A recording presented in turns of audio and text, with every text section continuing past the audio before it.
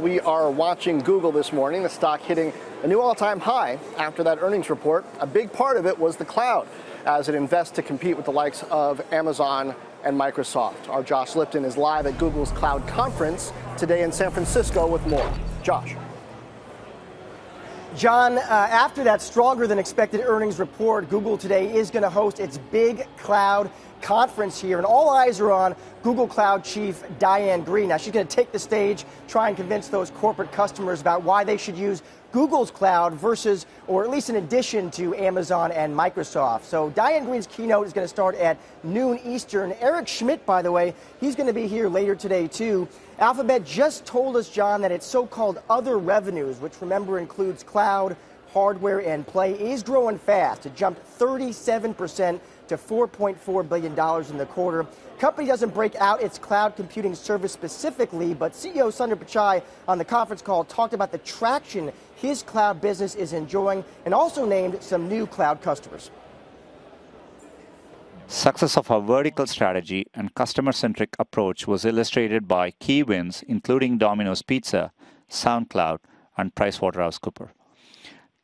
Target is migrating key areas of its business to Google Cloud Platform. But Pichai knows he has plenty of competition, too, of course. Now, these aren't apples-to-apples comparisons because, of course, different companies offer different cloud services. But in its last earnings report, Amazon did say its cloud business saw revenue jump nearly 50% to more than $5 billion. But don't sleep on Google either. The company does have big-name cloud customers, including Airbus, Johnson & Johnson, Coca-Cola, and Northrop Grumman. Roger Kay of Endpoint Technology says Google's strengths include world-class cloud technology and a big existing footprint of data centers that the company can now leverage to provide that technology to customers around the world. But there doesn't have to be one big winner either. This is a big market that's growing fast. The global market for cloud services is going to surge 23% this year to $187 billion, according to Gartner. Guys, back to you. Yeah, it's interesting, Josh. In the earnings call, Alphabet pointed out that not only were the majority of overall new hires engineers and product managers, but the most sizable headcount increases went to the cloud. So do you think Diane Greene is going to talk about their investment in cloud, perhaps some AI, since everybody else seems to be talking about AI when they're growing their cloud platforms these days?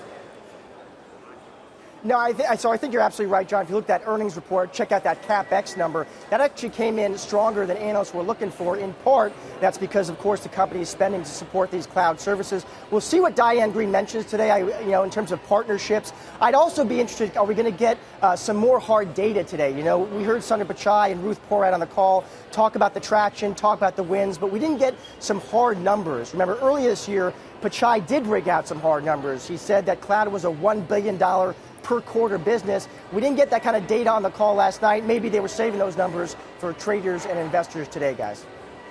Yeah, we'd love to get some more numbers. Thank you, Josh Lipton. I know you'll be all over it. Hey there, thanks for checking out CNBC on YouTube. Be sure to subscribe to stay up to date on all of the day's biggest stories. You can also click on any of the videos around me to watch the latest from CNBC. Thanks for watching.